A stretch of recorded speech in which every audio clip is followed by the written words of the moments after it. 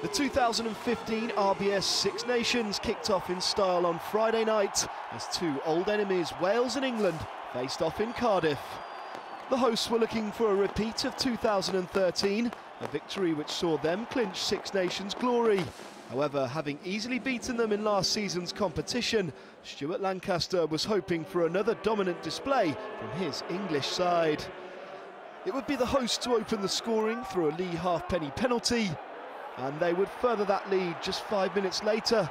Having been awarded a scrum close to the England try line, Toby Faletau produced some brilliant work to recover the ball, with the visitors dominating the scrum. He fed scrum half Rhys Webb to make it 8-0 to the hosts, the perfect start for Warren Gatland's men. Halfpenny added the extras to make it 10, and England needed a response, and Chris Robshaw's men produced just that. The captain, with a loose pass, recovered well by Luther Burrell, who fed Mike Brown, and his perfectly judged chip through gathered well by Anthony Watson for his first try in his first Six Nations match. George Ford couldn't convert, and Wales were next on the score sheet with another halfpenny penalty. England came again though, and after some good work from Ben Youngs forced an early tackle from Jamie Roberts, Jerome Garces awarded a penalty, which Ford this time slotted over. Halfpenny was to uncharacteristically miss an easy three-pointer before the break, but right on the stroke of half-time, England was struck a hammer blow when fly half Dan Biggar dissected the posts with a drop goal to put his side 16-8 in the lead.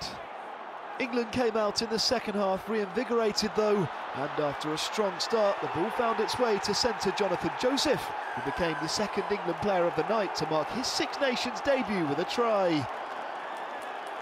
England were now just a point behind and almost had another try through James Haskell, the back row finding a gaping hole in the Welsh defence, but just unable to convert it into another score. The hosts were penalised as a result of it though, losing Alex Cuthbert to the sin bin and conceding 3 points to the boot of fly half Ford. England couldn't make any more inroads in Cuthbert's absence, but on his return did have the ball over for a third time in the evening. Bath's Dave Atwood crossing the line. However, following consultation with the TMO, Garces ruled Nick Easter to have committed an infringement 2 phases earlier. Wales then looked to attack from their own half. However, thanks to some brilliant work on the floor by Billy Twelvetrees, Ford was presented with the opportunity to seal the game. And seal it he did, with this fabulous effort from almost halfway and under the most immense of pressure. England starting off their Six Nations campaign in dream fashion with a win over Wales in Cardiff. Lancaster and his men now look to Italy next week, hoping to continue where they've left off here. The final score: Wales 16, England 21.